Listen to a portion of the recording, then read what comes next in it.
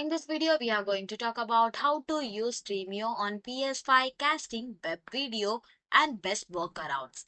Method 1. Cast stream from your phone or tablet. First of all, you have to download the Stremio from the official Stremio page and open the Stremio and sign in with your account.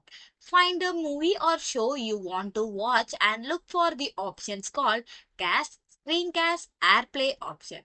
Then select the cast to your device or browser.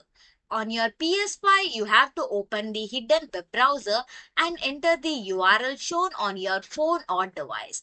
Or you can just scan the QR code. This Steamio stream should now play in your PS5 browser.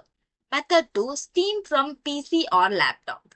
For that also you have to open the Stremio on your computer, start playing the desired movie or show.